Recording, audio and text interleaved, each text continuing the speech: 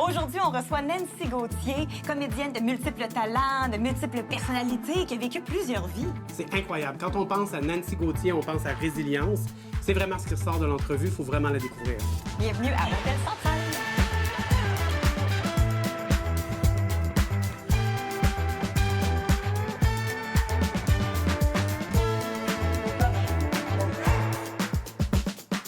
Nancy Gauthier, comédienne, animatrice en éco-citoyenneté, en fait, est une touche à tout et tu es avec nous aujourd'hui parce que tu es une personne vraiment spéciale, on va se le dire.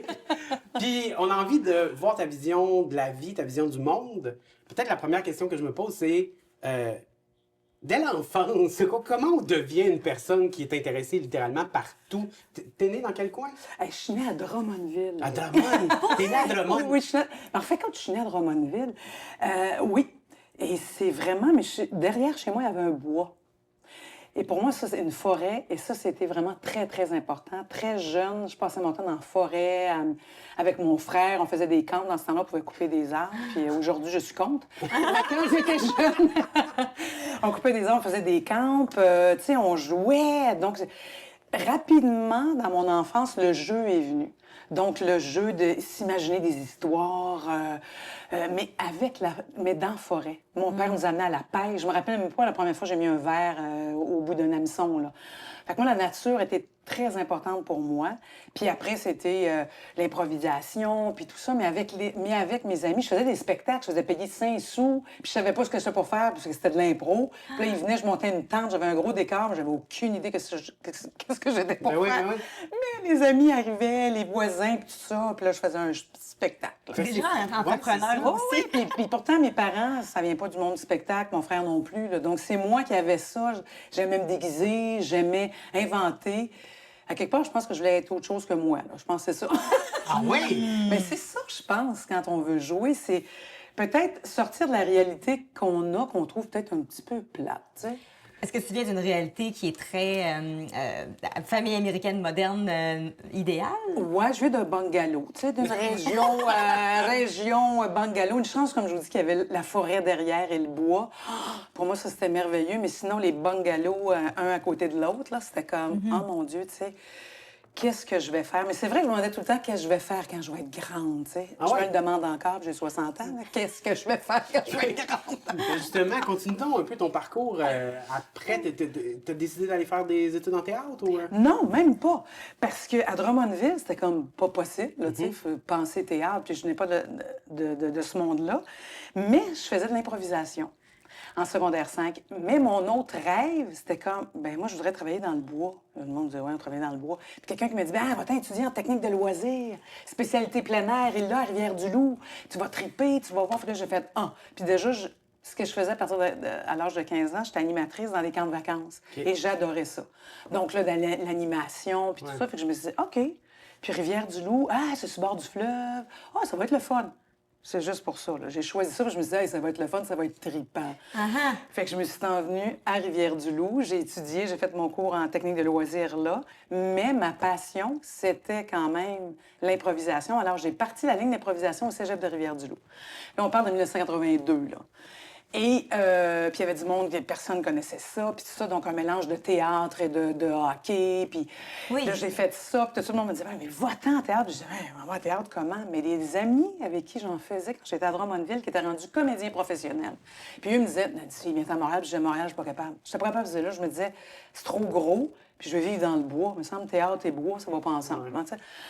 Mais à un moment donné, je me suis dit, OK. Fait que j'ai fini Rivière-du-Loup. Je me suis mis à travailler à Drummondville au Conseil régional de loisirs. Oh. À 19 ans, j'avais mon bureau. Puis j'étais là, qu'est-ce que je fais ici? Qu'est-ce que je fais ici? Et j'avais des amis à Montréal qui me disaient, viens-t'en à Montréal, viens-t'en à Montréal. Fait que je me suis dit, OK, je m'en viens à Montréal, mais je sais pas ce que je vais faire. Je suis arrivée à Montréal et j'ai revu des amis que eux avaient fait leur cours en théâtre et qui étaient rendus comédiens professionnels, qui me disaient, Nancy, go, fais tes auditions. Et c'est de là, c'est grâce à eux qui m'ont pris vraiment, qui m'ont aidé, qui m'ont coaché pour faire mes auditions. Et j'ai fait mes auditions au Conservatoire d'art dramatique de Montréal, puis j'ai été pris. Et là, pour moi, ça a été vraiment, là, ma vie a changé complètement. Parce que une école de théâtre, je vous explique, c'est une thérapie de 3 ans. Oui. C'est d'apprendre à se connaître. Parce que, tu sais, quelqu'un, tu me disais que tu faisais de la musique. Oui. Mais quand on fait de la musique, on a un instrument. On joue notre instrument. Mais là, c'est toi, ton instrument. Fait qu'il faut que tu te connaisses pas à peu près, là. Tu sais, fait que c'est pas évident. Fait que c'est vraiment une thérapie. là. C'est une thérapie pendant 3 ans. Ça, je trouve ça particulièrement intéressant. Peut-être les gens... c'est pas tout le monde qui est comédien dans la vie, mettons. Là. Non. Moi, j'ai vu ça très près. Là. Ce que les gens vont, disons, remuer à l'intérieur d'eux là, pour devenir comédien. J'aimerais ça que tu essaies de m'en parler. Mais je sais que c'est difficile parce qu'il faut comme le vivre. Mais si tu avais des mots pour expliquer ça, comment tu l'expliquerais? C'est tellement spécial parce que il faut pas que tu prennes ça personnel. Si tu prends ça personnel, tu vas virer fou. Quand tu dis qu'il faut pas que tu prennes ça personnel... Mais je veux dire, exemple, quand les professeurs, tu sais, on est en train de faire des exercices, on dit, OK, Nancy, chante quelque chose, une chanson de ton enfance, exemple. Là, tu es devant tout le monde, puis là, tu chantes, puis on dit, hey, OK, Nancy, tu te regardais, là, tu te prenais au sérieux, tu te trouvais bonne. Regardais, hein, c'est ça. C'est comme ça, je me regardais, je me trouvais bonne. On met tout le temps une distance quand on joue, en fait. Exactement. Donc, Alors qu'on ne doit pas en mettre. On doit être. On doit être, on doit devenir. Prendre le temps de devenir. Et c'est ce qu'on apprend.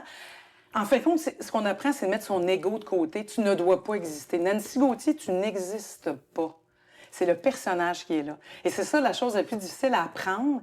Mais un coup que tu l'as, pas que tu l'as, mais que tu l'as fait souvent, tu fais « Wow, c'est tellement de fun d'être autre chose que soi-même! » Tu sais, c'est merveilleux de savoir des personnages méchants, des personnages qui souffrent, des personnages qui tuent. On peut pas faire ça dans la vie, là. Mais ça doit être confrontant de se faire dire par un professeur t'es trop, soit moins. Oui, c'est ça. Trop, ou sinon t'es pas assez, ou non, c'est pas ça pantoute. Cherche encore. Puis à un moment donné, tu fais cherche quoi? C'est ça. Mais justement, puis ils disent, oui, justement, cherche pas soit. Comment qu'on fait pour être soit? Fait que mais c'est en essayant, c'est des essais-erreurs. Moi, j'adore les répétitions. C'est ça que j'ai aimé le plus. Répéter. Et je me suis dit, il faut prendre ça comme une secrétaire. Maintenant, je me suis dit, Nancy, arrête. Mettons une secrétaire qui écrit un texte, ça arrive, et on regarde son texte, on dit, regarde, t'as des fautes là, t'as des fautes. Elle va se faire, Elle va faire non, elle repart. Je suis venue pour dire c'est dactylo, ça dit mon âge. Elle retourne dans son ordinateur, puis elle va travailler. Puis là, je me suis dit, prends ça comme ça, c'est un travail. Prends pas ça personnel. On n'est pas en train de te dire, je t'aime pas. On dit, c'est pas ça. À ce moment-là, est-ce qu'il y a un rôle, une répétition, quelque chose qui t'a marqué de ces années-là? Ah, c'est drôle, la chose qui me le plus... Moi, on me donnait bien sûr des rôles de mère, des rôles de femme forte, des rôles... Et là, excuse-moi, on me donnait bien sûr. Pour toi, ça va de soi. Mais ça va de soi à cause du casting que j'avais. Je suis grande, je fais 5 et 8, je suis costaude, tu sais, donc je savais que je n'étais pour jamais avoir de rôle de jeune première, on va se le dire. Mais déjà à 25 ans, on castait dans des rôles de mère. Ah, même, moi, j'ai fait un conservatoire de 23 à 26, puis c'était clair. Puis on te le dit aussi, puis on le sait aussi. Fait que tu rentres dans un moule. Ça, c'est une chose, par exemple, on parle que j'ai pas aimé de ce métier-là, c'est ça. Ouais. Tu reçois, mettons, le casting, puis là, on te dit, on cherche quelqu'un, grosse, tu sais, caractère. Tu fais, OK, c'est faut pas lire. C'est très réducteur. Comment tu fais, je suis ça, on me voit comme ça. Parce que veut pas, c'est l'extérieur qu'on va commencer au début, on regarde pas l'intérieur après. Tu sais, fait que je trouve ça un côté très superficiel aussi. Tu sais, est-ce que c'est tout ça, finalement, qui mène à Toc Toc? Ah oui! Mais avant Toc Toc, il y a eu Bouscotte. Oui. Puis Bouscotte, ça, je l'ai tourné parce que c'est fou, parce que je suis revenue dans la région, parce que là, c'était tourné à Trois-Pistoles. Oui. Alors là, c'était « Oh, wow! » Puis on tournait les extérieurs à Trois-Pistoles même. Donc, je tournais... ce qui était merveilleux, c'est qu'on tournait l'été, on tournait l'automne pour tourner l'hiver. Fait qu'on revenait, puis ça a duré quand même 4 ans et demi, Bouscotte. Puis j'avais là aussi un personnage fort, mais un personnage hors de l'ordinaire. Puis ça, c'était Victor Lévy-Beaulieu, qui est décédé dernièrement. Puis c'est un homme que j'ai tellement aimé, un homme plus grand que nature. Son écriture, pourquoi j'ai tellement aimé travailler ses textes, c'était un homme qui écrivait, c'était théâtral. C'était même, on parle, je veux dire, on est dans le grec, là. On est dans du Racine, là. Des monologues, on se parle tout seul, mais c'est ça aussi, tu sais, dans la vie, comment de fois qu'on est dans notre chambre, qu'on fait, c'est pas vrai, pourquoi je suis encore là, pourquoi je suis... On n'entend pas ça à la télévision, mais tu fais, oui, c'est ça, c'est quoi ton monologue intérieur? Lui, il les mettait, les monologues intérieurs, comme au théâtre. C'est drôle parce que je faisais une blague tantôt avec Toc Toc. parce qu'après- Accepter qu'être comédien, c'est aussi ça, hein? Fait qu'il y a une génération. Oui. Là, tu me parles de l'œuvre dans laquelle tu as eu la chance de participer, de Victor Lévy-Beaulieu, ce dieu grec du théâtre. Puis, tu sais, les. Puis toi, tu dis, ah, mon Dieu, t'es trop jeune. Une génération va arriver, puis, c'est la fille de Toc Toc! Exactement. Là, on est vraiment dans la génération de toc, toc, toc. Là. Les grands-parents me reconnaissent de Bouscotte. Mais toc, toc, toc, ça a duré 8 ans. Et ça, c'est fou, là, parce que c'est vraiment ça. Parce que présentement, justement, je suis animatrice en éco-citoyenneté, comme tu disais tantôt. Et je vais dans les écoles, je vais au cégep. Je travaille aussi au cégep parce que je suis aussi comédienne pour les simulations en technique policière et en éducation spécialisée. Oui. Et là, le monde du cégep, là, ils capotent, là. C'est leur émission pour enfants, là, parce que c'était une émission culte là, pendant 8 ans. Fait que ceux qui sont au secondaire 4, 5, puis cégep avec qui je travaille, les jeunes, je fais juste leur dire « Bonjour, mes petits velours! » C'est comme ils capotent. Parce qu'ils se rappellent, justement, de l'émission Toc Toc Toc qui a duré pendant 8 ans. Je peux là. comprendre.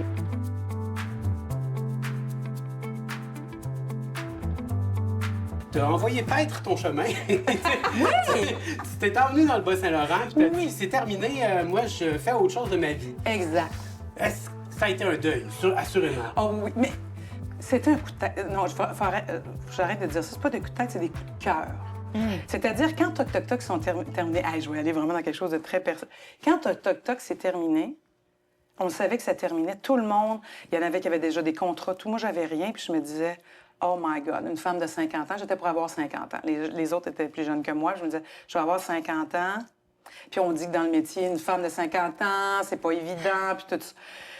Et je me disais, moi, de toute façon, je sais que quand je vais être à la retraite, je vais m'en aller vivre dans le Bas-Saint-Laurent ou en Gaspésie. C'était clair pour moi. C'était clair, clair, clair. Pourquoi le Bas-Saint-Laurent? J'ai été 30 ans parce que j'ai étudié ici, tu sais, OK. à Rivière-du-Loup. Vraiment... Et moi, le fleuve, les couchers de soleil, je m'en ennuie tout le temps. Même si j'étais ici juste 3 ans. Ça se pouvait pas, moi. Je me disais, moi, c'est la plus belle place au monde. Ça se peut pas. C'est tellement beau, tu sais. Même après avoir voyagé ailleurs, les couchers de soleil ici, c'est exceptionnel. Tout de suite, ça me dit, OK, quelle autre passion que j'ai? J'adore le plein air. Et j'ai commencé à m'entraîner. Moi, aller m'entraîner dans un gym, pas capable. Et je m'entraînais avec cardio plein air à Montréal, dans le parc de la Visitation, sur le bord de la rivière des Prairies, que j'adorais. Super de beau parc à Montréal. Je demeurais à 2 rues de là. Et je m'entraînais là depuis 2 ans. Puis je disais, j'aime ça, j'aime ça. Puis moi aussi, ce que j'ai pas dit, c'est qu'à un moment donné, quand ça s'est passé entre Bouscotte et Toc Toc Toc, il y a eu des années, j'ai tout arrêté. J'étais étudiante en massothérapie. Fait que j'étais massothérapeute aussi à la maison. J'ai fait des cours en anti-gymnastique. J'ai fait des cours en ostéodynamie. Donc, j'ai commencé à donner des cours de détente, conscience corporelle, automassage. OK. Fait que pour moi, c'est important. C'est fou, hein? C'était comme la différence entre être devant 300 personnes puis être one-one tout seul dans un bureau avec quelqu'un puis y faire du bien. Fait que c'est comme... J'avais besoin de ces extrêmes-là. Et je sentais que j'apportais de quoi. Parce qu'on dirait que des fois, en théâtre, tu fais, mon Dieu, j'apporte quoi, moi, dans la vie? On vient rire. Non, c'est tellement... C'est ça. Exactement. Alors que là, j'avais l'impression d'apporter quelque chose.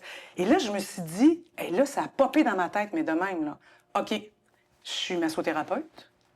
Je vais partir mon... Parce que quand j'avais étudié en massothérapie, je suis déménager en Gaspésie. Partir mon bureau, puis en fin de compte, j'ai passé l'audition de Toc Toc Toc, je l'ai eu. Fait que là, j'ai été pris 8 ans. Fait que je me suis dit, hey, c'est le temps de partir, là. Parce que là, c'est un autre contrat, tu vas rester. Pars! Fait que là, je me suis dit, ce qui me fait triper le plus, OK, vas-y, réfléchis. Qu'est-ce que ça fait? Cardio plein air, c'est super. Qu'est-ce que ça prend? C'est des franchises. Qu'est-ce que ça prend, ça? Appelle cardio plein air. Ben, ça prend une franchise. Je suis massothérapeute. Ah, mais il faudrait avoir vos cartes comme entraîneur. Parfait. J'ai arrêté 1 an, je séchais toutes mes cartes comme entraîneur. Et et là, je savais pas Rimouski, Rivière-du-Loup. Et là, mon frère... Moi, ma mère vient de Rimouski. OK. Donc, et mon frère m'a dit, t'es à Rimouski, l'université, tout, ça va fonctionner. Dans le parc Beau-Séjour, je fais, parc Beau-Séjour, c'est exactement comme le parc. Sur le bord de l'eau. Oui, comme le parc de l'île de la Visitation. J'ai dit, waouh. Et je suis arrivée au parc Beau-Séjour pour venir le visiter. Je suis sortie, j'ai fait, c'est ici. Je suis ici l'automne prochain. Et je me suis organisée pour tout. Et j'ai parti cardio-plein-air dans le parc Beau-Séjour, que j'ai eu pendant 4 ans. Je me suis blessée au genou. Ça, je vous dis plusieurs vies, là. Oui. Je suis blessée au genou, je l'ai vendu. Et je me suis dit, OK, je pars faire le tour du monde 2 ans. Je pars. Je suis partie... En Inde, c'est en Inde, en janvier 2020. J'ai transféré en Chine le 17 janvier. Oh, wow! 2020, mais ça, c'est un gros gag. Le 17 janvier 2020, j'ai un visa encore dans mon passeport, et c'est écrit visa de 24 heures en Chine. Je m'en vais en Inde et 2 semaines après, on dit que tout le monde qui a transité ou passé par la Chine à partir du 17 janvier 2020 ne peuvent pas aller nulle part. Et là, j'étais en Inde, je fais quoi? Coincé en Inde. Fait que je me suis dit, c'est pas grave, je reste en Inde. Je resterai en Inde pendant 2 ans, mais en fin de compte, l'Inde a décidé de fermer leurs portes aussi. Fait que je suis revenue 2 mois après, mais je devais partir 2 ans. J'avais tout vendu. Moi, là, je partais 2 ans. Là, tu sais, c'est comme, tu reviens 2 mois après, coucou! Mais je suis revenue, puis j'ai décidé de revenir, parce qu'on n'a jamais dit, reviens à Montréal. Reviens à Montréal, Nancy, tu sais, parce que des fois, je vais faire des tournages, des fois à Montréal. Puis j'ai fait, non. Je reviens. J'étais, premièrement, vivre chez des amis en Gaspésie, puis après... J'ai dit non, je reviens à Rimouski. Et j'ai commencé à suivre beaucoup. Tu sais, au niveau de l'environnement, quand tu voyages un peu, j'ai été en Inde, j'ai vu ce qui se passait. Quand on a eu 2 ans de pandémie, on a vu le fait que les avions arrêtent, qu'on a vu que la nature reprend. Et là, j'ai fait, non, moi, j'ai besoin d'être là-dedans. J'ai besoin de faire de quoi et pas juste être observatrice, regarder les choses. Alors là, je me suis mis à m'engager. Rimouski en transition. À aller dans des rencontres citoyennes, à faire, bien, qu'est-ce qui se passe à Rimouski, mon Dieu? Au niveau politique, qu'est-ce qui est le plus proche? C'est la politique municipale. Bien, va voir, va poser des questions, fait que je suis très impliquée à ce niveau-là, de regarder ce qui se passe, puis je me dis, il faut faire de quoi. Et je suivais un organisme que j'adorais, qui était le CIBL, qui est le Carrefour international Bas-Laurentien pour l'engagement social. Et j'étais à leur AGA, puis là, ils disent, on a eu une subvention, puis l'année prochaine, à l'automne, on va engager un animateur, une animatrice. Je fais, c'est moi. C'est moi. C'est moi. J'ai été voir, je dis, c'est moi. Puis on dit, tu veux vraiment faire ça, Nancy? Je dis, oui, je suis animatrice dans l'âme depuis que je suis tout jeune. Et là, l'environnement, ça me tient tellement à cœur d'être ici, de sensibiliser les jeunes, de donner de l'information. C'est extraordinaire, là. Animatrice en éco-citoyenneté. Qu'est-ce que ça mange en hiver, ça, exactement? Mais c'est merveilleux. Surtout, quand on parle, après Québec, là, l'organisme qui parle au niveau de la solidarité internationale, là, c'est le CIBL, ici à Rimouski. Même si on parle de la Côte-Nord, c'est le CIBL. Et c'est de sensibiliser les gens, que ça soit au niveau textile, tu sais, au niveau des enjeux textiles. OK, d'où viennent mes vêtements? Tu vois, comme samedi dernier, là, je donnais un atelier à Matane. Tu me disais que tu es originaire de Matane. On était à Matane, à la centrale, à Matane, et les gens venaient, puis on faisait un troc, on faisait un échange de vêtements, mais en même temps, c'est dire, avez-vous regardé d'où viennent vos vêtements? Est-ce que vous regardez l'étiquette de vos vêtements? Qui le fait? On parle d'esclavagisme moderne. Il y a des personnes, il y a vraiment un clash en ce moment entre le Nord et le Sud, depuis toujours. Mais là ça va faire. C'est une exagération. Je veux dire, le Sud nous fait vivre 95 je vais partir là-dessus. 95 de nos vêtements au Canada sont faits en dehors du Canada, alors qu'avant, c'était le contraire. Il y était ici, les industries. Mais quand les femmes... C'est parce qu'on exploitait avant, ici, des années 50, 40, les femmes et les enfants. Mon père, à 10 ans, travaillait dans une industrie textile, tu sais, dans une usine textile. Maintenant, ça se passe ailleurs, ça se passe en Inde. Ça se passait avant au Mexique. Les femmes sortent, disent non, on va avoir un syndicat. Ça, parfait, ils ferment, ils vont ailleurs. Ils sont rendus en Asie. Maintenant, ils ferment parce que l'Asie se lève aussi. Bangladesh, ça va faire. On va aller vers l'Afrique. Vous allez où après ça, en mars, là, pour... On ne peut pas se faire venir un gilet ou une chemise de Chine à 10 avec Shine. Oui. Il y en a qui disent Chine, il y en a qui disent Chine, Shine. Mais cette industrie-là qui n'a aucun sens, la fast fashion, on est rendu à de l'ultra fast fashion. Oui, c'est ça. Fait que c'est de sensibiliser les gens. Fait qu'on va... Les personnes les plus ouvertes, on parle aussi de... C'est les jeunes. On va dans les écoles pour en parler avec les jeunes, mais aussi, tu sais, c'est... On ne veut pas mettre tout sur le dos des citoyens aussi, mais en même temps, on a une responsabilité. Puis ça, on a un pouvoir là-dessus. On a un pouvoir d'achat. C'est nous autres qui achetons. Là. On dirait que ta vie est une suite de projets. Et est-ce que dans cette suite de projets... de passion. Parce de que passion? Oui, c'est vraiment Oui. ça. Projet passion. Parce que si j'aime pas ça, j'y vais pas. Tu sais, puis souvent, quand je suis avec les jeunes, tu sais, je leur dis, hey, j'ai 60 ans, puis je me demande encore ce que je vais faire quand je vais être grande. Puis vous, là, on vous demande à 15 ans qu'est-ce que tu vas faire plus tard. Hey! Mais est-ce Fous-toi que- de ça, là, tu sais. C'est ça, est-ce que le regard des autres, quand tu étais jeune, est-ce que ça a toujours été un peu ça me dérange pas ce que les autres pensent de moi, je vais vraiment aller selon mes envies, mais parce que je sens que ta motivation change au fur et à mesure des années, mais ça a Ouais. toujours été important ou tu t'en foutais un peu du regard des Ma autres? mère, il y a une chose que ma mère a fait qui était vraiment...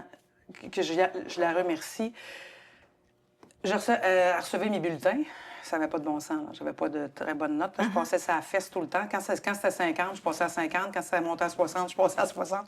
Fait que ma mère me mettait les bulletins devant moi et elle disait « Qu'est-ce que t'en penses? » Ça, c'est ton avenir. Puis je disais « Sérieusement, je m'en fous. Puis à place de me... Elle disait « Tu t'en fous vraiment? » Parce que Nancy, regarde, juste te dire « Si tu veux être médecin, si tu veux telle affaire, t'as pas une note, ça ne marchera pas. Je m'en fous, je ne serai pas médecin. Qu'est-ce que tu veux faire? Je sais pas. Voyager. » Je disais juste ça, c'était juste ça. Voyager. Mais pour l'instant, je m'en fous. Fait qu'elle disait « Parfait. » Parce que ça, c'est des notes que tu t'en fous. OK. Puis elle se disait « J'espère qu'elle va s'appéter, là. Et j'ai décidé d'aller étudier en technique de loisirs. Pourquoi? Puis en plus, ça ne demandait aucun requis, prérequis. Puis je disais, puis j'ai été pris. Ma mère disait, je peux pas croire, t'étais prêt avec les notes que t'as. Je disais, ils m'ont pris pareil. Je même pas de maths secondaire 5. J'étais super contente. Puis en théâtre, c'est pas ça. C'est des auditions puis tout ça. Fait que ma mère, à quelque part, ça l'a fâchée. Puis elle dit, je peux pas croire que tu as fait tout ce que tu veux avec ces notes-là. Puis je dis, oui, c'est possible. Puis au contraire, il faut dire aux jeunes, qu'est-ce que t'aimes? Sans leur dire les notes. Mais c'est sûr que si tu me dis vétérinaire, je vais te dire, hé là là. Colin, je sais que là, il va falloir que tu forces un peu plus au niveau des notes. Mais sinon, lâcher le monde à 15 ans, décider quoi faire. Comme je vous dis, c'est vrai, je sais pas encore ce que je vais faire. Tu sais. Puis j'ai une question particulière. C'est quoi ta définition du succès? C'est quoi qui fait que tu dis, hey, je pense que je réussis présentement ma vie où il y a. C'est drôle, hein? Moi, je vais regarder juste au niveau. Oh mon Dieu, je suis bien. Je regarde mes pieds, c'est drôle, hein? Ça, c'est quelqu'un qui avait dit ça. Regarde tes pieds, puis demande-toi si t'es bien. Là, puis si t'es pas bien, il y a juste toi qui peux changer de place. Et moi, ça, je fais encore ça des fois. Je me regarde vraiment physiquement, je me regarde les pieds, es-tu bien? Oh mon Dieu, que je suis bien, je reste là.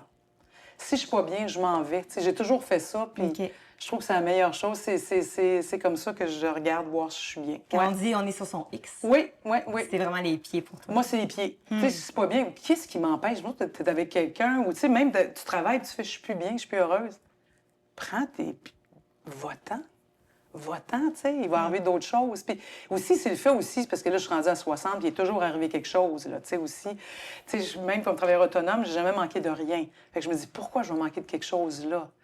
Puis aussi, le succès, pour moi, c'est ça, je demande pas... Tu sais, pour moi, c'était pas le succès d'être connu, c'est de faire des choses que j'aime. Je suis bien, je suis heureuse, je suis avec du monde que j'aime. Je reste là. Comme là, je suis très bien avec vous autres. Je reste ici.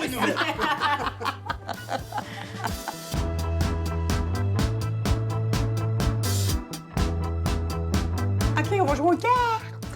Oui, j'ai une petite section plus ludique, petite OK. question qu'on peut jouer au hasard. Puis en même temps, je propose un mini-jeu de blackjack. As-tu déjà joué au blackjack? Ça fait très longtemps, là. OK. Vraiment, Explique-moi ça. Ouais. c'est super simple. Tout simplement, je vais te donner deux cartes. L'idéal, OK. c'est d'aller le plus proche de 21 sans Oui. aller OK. plus haut que 21. C'est en compétition avec Joe. On va voir qui fait le plus de points et en même temps, on va apprendre à se connaître un petit peu plus. Super. Je commence une première question. Comment as-tu appris que le Père Noël n'existe pas? Je sais que moi, c'est pas le Père Noël qui m'avait impressionné, moi, c'est Mère Noël. T'avais une Mère Noël? Mère Noël toi? m'avait appelé, moi. Oh, chez moi. Fait que moi, le Père Noël a pris le bord quand Mère Noël m'a appelé, puis j'étais tout jeune, j'avais peut-être 6 ans. Magnifique. Téléphone? Ouais. Mère Noël, ma mère répond au téléphone et me dit « Nancy, Mère Noël veut te parler. » Je fais « Quoi? Il y a une Mère Noël? » Elle dit « Ben oui, il y a Père Noël, il y a Mère Noël. » Ah! Pogne le téléphone, Mère Noël qui me dit « Écoute, j'ai un cadeau pour toi.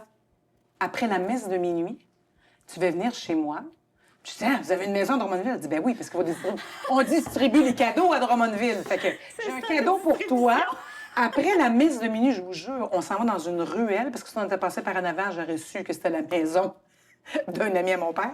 On était dans la ruelle, ma mère est montée des escaliers, elle est redescendue avec un sac de papier, puis elle me met ça sur ses jambes. Je fais, franchement, tu sais, un sac de papier, là. Mais ça se met à bouger là-dedans. Et c'était un petit chat, puis c'est ce que je demandais depuis plus d'1 an. Fait que moi, Mère Noël a toujours existé. Le Père Noël, il a pris le Comment bord. faire pleurer un enfant? Voyons donc, ça n'a pas de bon Oui, sens. oh mon Dieu! C'est merveilleux. Ben oui, c'est J'ai extraordinaire. pleuré déjà, fait que j'ai eu un petit chat dans un sac en papier. Avec Mère Noël. Avec Mère Noël. C'est Mère Noël qui m'a appelée. Hey, c'était trop vieux, le Père Noël. C'est une bonne. Ben oui. Tu te retrouves seule au milieu de la jungle et tu ne peux apporter qu'un seul objet avec toi. Tu choisis quoi? Une tente. Une tente? Ben, j'avoue que c'est pas fou, là. Une tente en Une milieu tente, de la au moins jungle, une c'est la tente. jungle. là. Non, mais les Québécois sont passionnés de papier de toilette. Ça aurait pu être ça.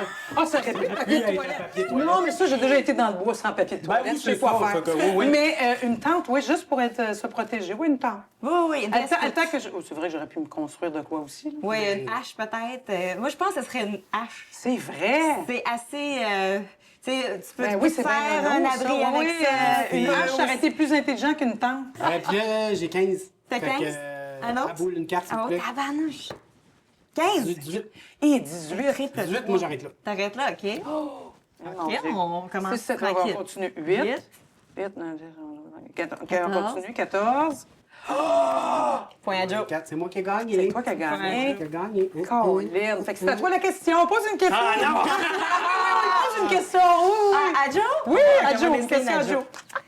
Si les animaux parlaient, lequel serait le plus désagréable à écouter? Ouh. Assurément, cochon d'Inde. Le cochon d'Inde.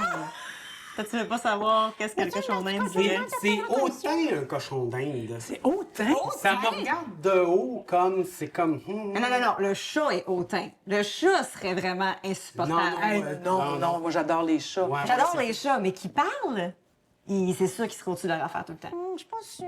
Ensemble, ça serait. Hey, Puis un cochon d'Inde, ça serait quelque chose. Le cochon d'Inde qui se met dans la petite roue. C'est pas ça peut être stressant. mon Dieu, toi déjà. C'est Non, vrai non, qu'il merci. dit de même. Trop stressant, un cochon d'Inde. OK, l'écureuil.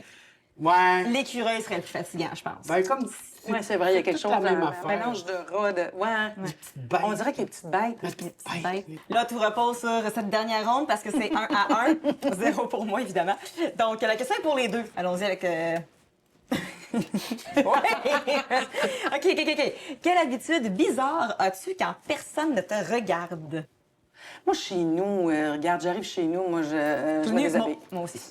Ouais. C'est bizarre, je trouve. C'est pas bizarre, non, au Pas contraire, bizarre. c'est comme, ah, la brassière, tout ça. Ça, Je m'attache les cheveux. J'ai jamais les cheveux attachés dans la vie. Chez nous, ils sont toujours attachés. Ah oui? Mais dans la vie, puis là, je me dis, ouais, pourquoi? Je sais pas pourquoi. C'est que tout me fatigue. On dirait, tu m'attaches les cheveux, puis liberté. détaches le reste. Liberté, je détache le reste. J'enlève le reste, je me mets en mou.